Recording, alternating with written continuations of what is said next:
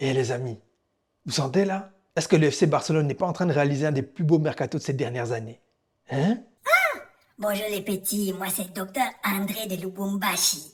Toujours combattu, jamais abattu. En tant que grand fan du FC Barcelone, des signaux et du Mercatox, j'ai prédit des rations de chicotés pour les clubs en Liga, en Europe, en Afrique, dans le monde et même dans l'univers. En tout cas, quelle insolence!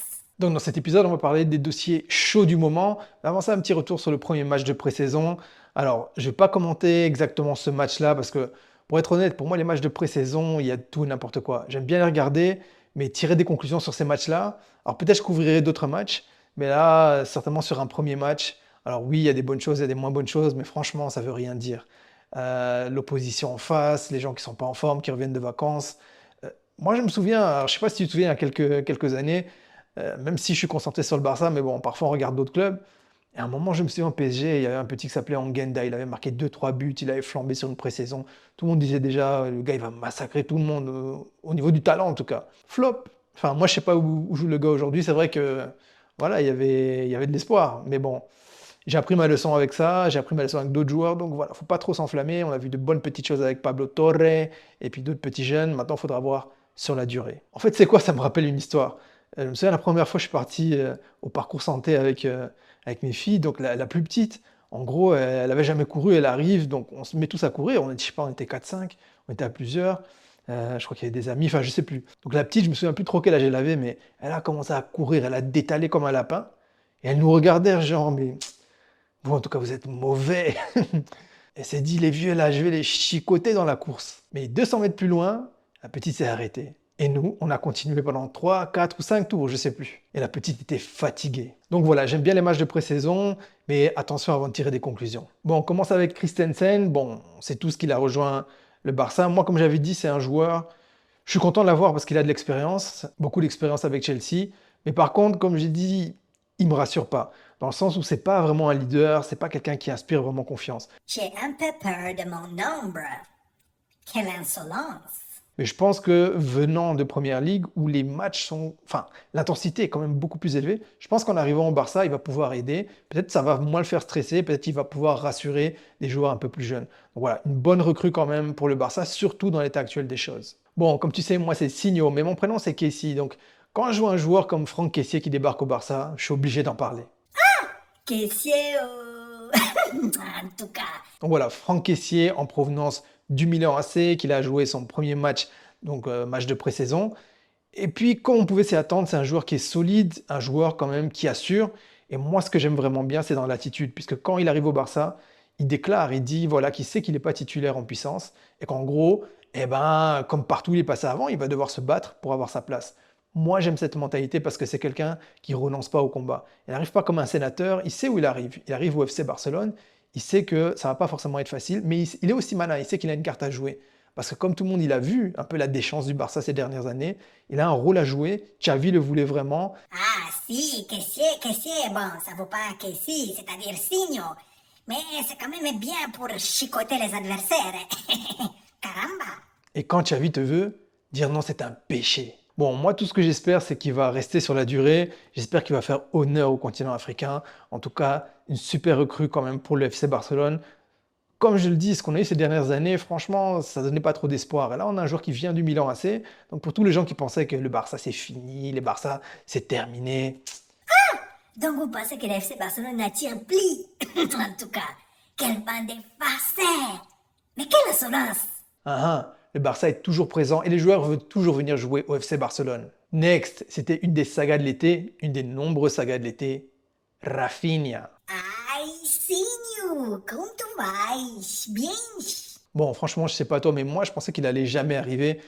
Chaque semaine, on dit, il arrive, ça brûle, c'est chaud. À un moment, tu peux monter jusqu'à quelle température? Oh, c'est chaud, c'est chaud. C'est chaud! Esa moto, hein? Bon, une petite pensée quand même pour les supporters de Chelsea, qui versent une petite larme parce qu'ils pensaient qu'ils allaient nous le piquer comme ça, un coup de million. Mais vous sous-estimez la puissance du Barça. Ah, pourtant, j'ai tout essayé, mais impossible de bloquer tous les dossiers du FC Barcelona. La puissance des ancêtres. Bon, je m'égare. En tout cas, voilà, très bonne recrue, il est jeune, Il est international brésilien. Apparemment, beaucoup de clubs le voulaient. Donc, moi, je vous avoue, je ne l'ai pas vu jouer. Je ne regarde pas trop Leeds, même si j'adore regarder la première ligue. Mais je vous avoue que je n'ai pas vu trop de matchs de Leeds. Et je ne l'ai pas trop vu jouer. Donc, je ne vais pas inventer. Toi, si tu l'as vu jouer, dis-moi vraiment ce qu'il vaut. Parce que voilà, les petits résumés de match, on voit que les bons moments. Donc, moi, j'ai besoin de savoir vraiment qu'est-ce qu'il vaut. Mais bon, je suppose que je serai fixé dans quelques jours ou dans quelques semaines. Next! Maintenant, on s'attaque à une des autres sagas de l'été. J'ai nommé Dembélé, oh.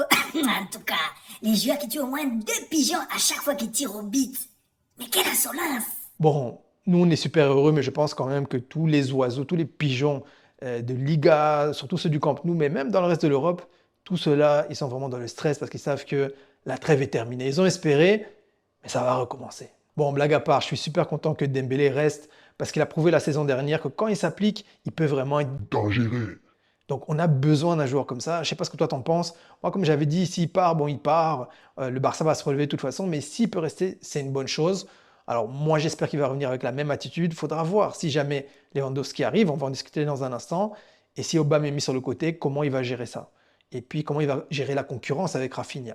Donc voilà, on va voir tout ça. Mais moi, je pense que la concurrence, c'est bien. Parce que quand tu as un joueur qui est trop assis dans un siège comme un sénateur, il n'essaie pas de se dépasser. Et là, on voit que Xavi, ce qu'il veut, c'est doubler tous les postes. Il fait monter les petits jeunes. Même Jordi Alba, maintenant, risque d'être concurrencé avec le petit là qui est arrivé sur le dernier match. Encore une fois, match de pré-saison, on verra dans quelques semaines. Mais voilà, je trouve que c'est bien. Il faut de la concurrence. La concurrence fait que les joueurs vont devenir meilleurs et l'équipe va devenir meilleure. Bon, maintenant, on parle du dossier, la plus grosse saga de l'été. Lewandowski. Yo hablo castellano y catalán muy bien. Ouais, il y a du taf, hein. Mucho trabajo. Mais bon, pour revenir à l'actu, là, il y a de plus en plus de sources qui disent que c'est quasi fait, que ça devrait être fait cette semaine, que le Bayern est en train de lâcher du lest d'un côté, mais en même temps, il complique la tâche au Barça, puisqu'ils mettent des conditions assez difficiles pour le Barça, et en même temps, ils ouvrent la porte pour le PSG et Chelsea. Donc c'est un peu pour dire au Barça, voilà, vous nous avez manqué de respect, on sait que le joueur, il va peut-être partir, mais bon, si on peut le filer à quelqu'un d'autre, on va le filer à quelqu'un d'autre. Mais quel retour de chicote! Comme une bonne gifle! Et je sais de quoi je parle! Ah, chicotera bien qui chicotera les derniers! Caramba! Quelle insolence! Et pour ne rien arranger, donc apparemment Robert Lewandowski, il est arrivé, il a boudé l'entraînement, il parlait pas avec ses coéquipiers, il était lent, il est arrivé en retard alors que le gars pendant des années n'est jamais arrivé en retard. Là, il arrive en retard, il parle avec personne, il boude, il montre que voilà, il veut pas rester. Alors je sais pas si ça va arranger les choses, surtout avec le Bayern. En plus, comme on a shippé Rafinha à Chelsea, je suis sûr qu'ils veulent nous rendre l'appareil. Et puis le PSG, bon, vous savez bien, hein, PSG, dès qu'il y a une occasion pour prendre un joueur, soit du Barça, soit qui est lié de près ou de loin avec le Barça, voilà, ils font tout ce qu'ils peuvent, et puis ils en les font. Et puis ils s'entendent très bien avec la direction du football européen et mondial. Donc, moi, je sais pas ce que toi t'en penses, mais je me dis, si vraiment il doit pas venir au Barça, alors je préfère qu'il reste au Bayern. J'ai pas envie de le voir à Chelsea, même si bon, ce serait pas trop grave Chelsea, mais j'ai surtout pas envie de le voir au PSG. Par contre, si on arrive à recruter Lewandowski, est-ce qu'on vivrait pas tout simplement un des plus beaux mercatos du Barça de ces dernières années? Lewandowski, on garde Dembélé, on a Rafinha, après on renforce le milieu de terrain avec Kessié, on renforce la défense avec Christensen, et le mercato n'est pas terminé. Il y a encore Aspi qui peut arriver, bon, même si voilà, il est plus tout jeune, mais il peut apporter de l'expérience.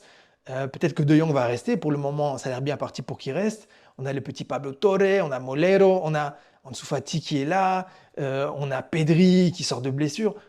Est-ce qu'on n'est pas en train d'avoir une super équipe là? Donc je sais pas ce que tu en penses, en tout cas moi je dis, ça commence à sentir bon, ça commence à sentir très bon. Alors en même temps, faut pas s'enflammer, hein. Gagner la Ligue des Champions, je pense pas que ce soit pour tout de suite. Mais je pense qu'on va recommencer à faire peur en Liga et même en Europe. Chicote! Nafimbu, nafimbu! Bon, si tu as kiffé la vidéo, mets un petit pouce parce que ça peut aider la chaîne. Et puis partage, non, partage à tes frères, à la famille, parce que tu sais quoi? On a besoin de toi. On a besoin de toi. Coupé, décalé.